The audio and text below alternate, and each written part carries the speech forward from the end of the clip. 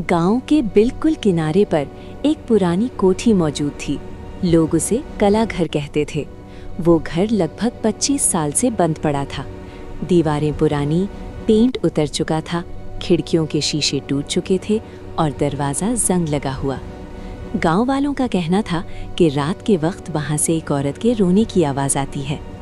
कहते हैं कि उस घर का मालिक हाजी करीम बख्श अपनी बीवी के साथ वहां रहता था। फिर एक रात अचानक उसकी बीवी गायब हो गई। ना लाश मिली, ना पुलिस ने ज़्यादा इन्वेस्टिगेशन की। केस धीरे धीरे ठंडा पड़ गया। कुछ महीने बाद हाजी करीम ने घर बंद किया और शहर शिफ्ट हो गया, लेकिन आवाज़ें बंद नहीं हुई। 2018 में 3 दोस्त समीर, अली और फहद शहर से उस गांव आए। जब उन्होंने पुराने घर के बारे में सुना तो हंसने लगे। उन्होंने डिसाइड किया कि वो रात 12 बजे वहां जाएंगे, 10 मिनट रुकेंगे और सब रिकॉर्ड करेंगे।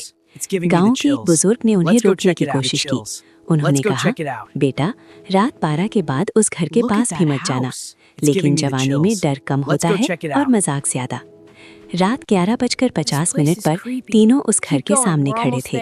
चांद आधा था, हवा बिल्कुल बंद थी, अजीब सी खामोशी छाई हुई थी। समीर ने दरवाजे को धक्का दिया। दरवाज़ा धीरे से खुल गया, जैसे कोई अंदर से इंतजार कर रहा हो। अंदर कदम रखते ही उन्हें एक ठंडी हवा महसूस हुई। बाहर गर्मी थी, लेकिन अंदर अजीब सी सर्दी थी। दीवार पर पुरानी तस्वीरें लगी हुई थीं। एक तस्वीर में हाजी करीम अपनी बीवी के साथ खड़ा था, लेकिन उस तस्वीर में बीवी का चेहरा किसी ने तीखी चीज से खरोंचकर मिटा दिया था। तीनों एक दूसरे को देखने लगे। तभी ऊपर से हल्की सी कदमों की आवाज आई, ठक ठक ठक, जैसे कोई लकड़ी के फ्लोर पर धीरे धीरे चल रहा हो। अली ने धीमी आवाज में कहा, ऊपर कोई है। लेकिन घर तो 25 साल से बंद था। वो धीरे धीरे सीढ़ियाँ चढ़ने लगे। हर कदम पर सीढ़ियाँ चीख रही थी। जैसे ही वो ऊपर पहुंचे, एक कमरा हल्का सा खुला हुआ था। अंदर अंधेरा था। समीर ने फोन की फ्लैशलाइट ऑन की। कमरे में एक पुराना पलंग था और एक लकड़ी का झूला। झूला धीरे धीरे हिल रहा था। रूम में कोई नहीं था, फिर भी झूला हिल रहा था। तीनों की सांसें तेज हो गईं। तभी समीर ने मजाक में लाइव वीडियो शुरू कर दिया, लेकिन स्क्रीन पर स्टैटिक आने लगा। कैमरा खुद ब खुद फ्रंट मोड पर चला गया और जब उन्होंने स्क्रीन देखी, उन तीनों के पीछे एक सफ़ेद कपड़ों में एक औरत खड़ी थी। लंबे बाल, झुका हुआ सर, बिल्कुल खामोश। तीनों ने झट से पीछे मुड़कर देखा। कमरा खाली था। दोबारा स्क्रीन देखी, वो और करीब आ चुकी थी। अब उसका चेहरा हल्का सा नजर आ रहा था।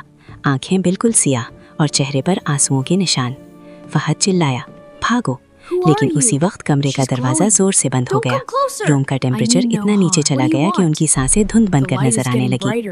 झूला अब तेज हिल रहा था। फिर एक आवाज आई, बिल्कुल पास से, तुम लोग भी हमें छोड़कर जाओगे? आवाज में गुस्सा नहीं था, सिर्फ दर्द था। समीर का गला सूख गया।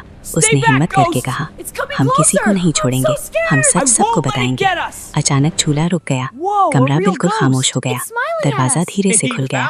टेम्परेचर नॉर्मल हो गया। तीनों बिना पीछे देखे सीधा घर से बाहर भाग गए। अगली सुबह उन्होंने गाँव वालों को सब बताया। पहले तो किसी ने यकीन नहीं किया, लेकिन जब कुछ बुजुर्गों ने पुराने वाकयात याद किए तो फैसला हुआ कि घर का बेसमेंट चेक किया जाए। जब बेसमेंट की एक पुरानी दीवार तोड़ी गई तो अंदर से इंसानी हड्डियां मिली। फोरेंसिक रिपोर्ट ने कंफर्म किया कि वो एक औरत की थी। केस दोबारा खोला गया। सबूत मिले कि हाजी करीम ने अपनी बीवी को झगड़े के बाद कत्ल किया था और लाश दीवार के अंदर छुपा दी थी। लेकिन कहानी यहीं खत्म नहीं होती। सबसे डरावनी बात उस रात के बाद सामने आई। जब समीर ने अपना फोन चेक किया, वो पूरी वीडियो डिलीट हो चुकी थी। गैलरी में सिर्फ एक फोटो बची थी। उस फोटो में तीनों दोस्त खड़े थे और उनके बीच में वो सफेद कपड़ों वाली औरत भी खड़ी थी। लेकिन इस बार वो रो नहीं रही थी, वो मुस्कुरा रही थी, जैसे उसे सुकून मिल गया हो।